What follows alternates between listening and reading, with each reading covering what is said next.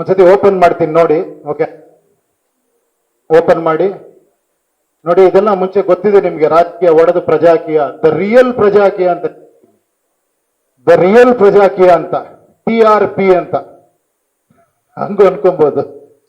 ಅಂದ್ರೆ ಇದುವರೆಗಿದ್ದ ಪ್ರಜಾಕೀಯ ರಿಯಲ್ ಅಲ್ಲ ಅಂತ ಅನ್ಬೋದು.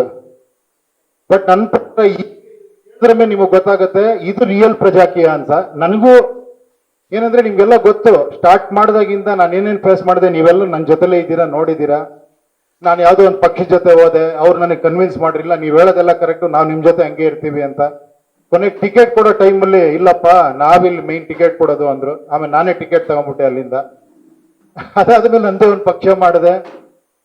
ಆಮೇಲೆಲ್ಲ ಇಂಟರ್ವ್ಯೂ ಮಾಡ್ಬಿಟ್ಟು ಅಭ್ಯರ್ಥಿಗಳನ್ನ ಆಯ್ಕೆ ಮಾಡೋಣ ಅನ್ಬಿಟ್ಟು ಮ್ಯಾನಿಫೆಸ್ಟೋಸ್ ತನ್ನಿ ಅಂದೆ. ಎಲ್ಲ ಮ್ಯಾನಿಫೆಸ್ಟೋಸ್ ತಂದ್ರು. ಬಟ್ ನಾನು ಯಾವಾಗ ವೋಟ್ರಾಗಿ ಯೋಚನೆ ಮಾಡೋದ್ರಿಂದ ನಾನು ವೋಟ್ರಾಗಿ ಯೋಚನೆ ಮಾಡೋಕೆ ಶುರು ಮಾಡಿದೆ. ಇವನು ಏನೇನೋ ಹೇಳ್ತಾನೆ, ನನಗೆ ಬೇಕಿರೋದೇನೋ ಇವನು ಹೇಳ್ತಿರೋದೇನೋ ಅಲ್ವಾ, ಇದು ಸರಿ ಇಲ್ಲ ಅಂತ ಅನ್ನಿಸ್ತು. ಆಮೇಲೆ ಅದು ಬೇಡ ಅನ್ಬಿಟ್ಟು ಟಿಕೆಟ್ ಜನರ ಹತ್ರನೇ ಹೋಗಿ ನೀವೇ ಸೈನ್ ಮಾಡಿಸ್ಕೊಂಡ್ ಬನ್ನಿ ಅಂದೆ. ಅದು ಸ್ಟಾರ್ಟ್ ಆಯ್ತು. ಬಟ್ ಏನಂದ್ರೆ ಒಬ್ಬೊಬ್ರು 50-60 ಸೈನ್ ಮಾಡಿಸ್ಕೊಂಡ್ ಬರೋರು, 100 ಸೈನ್ ಮಾಡಿಸ್ಕೊಂಡ್ ಬರೋರು, ಅದು ಯಾರು ಏನು ಅಂತಾನೆ ಗೊತ್ತಾಗ್ತಿರ್ಲಿಲ್ಲ. ಚೆಕ್ ಮಾಡ್ರಲ್ಲಿ ಫೋನ್ ಯಾರು ಎತ್ತನೂ ಇರ್ಲಿಲ್ಲ. ಆಮೇಲೆ ಅದು ಅನಿವಾರ್ಯ ಆಯ್ತು ಟಿಕೆಟ್ ಕೊಡೋದಕ್ಕೆ. ಅದನ್ನ ಬಿಟ್ಟು ಇನ್ನೊಂದು ಸ್ಟೆಪ್ ಹೋಗಿದೀವಿ. ಇದನ್ನ ನೋಡಿ ಹೆಂಗಿರುತ್ತೆ ಅಂತ.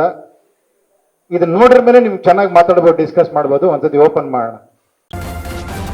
ನ್ಯೂಸ್ ಫಸ್ಟ್, ನಿರ್ಭೀತಿಯಿಂದ ನಿಮ್ಮ ಪರವಾಗಿ.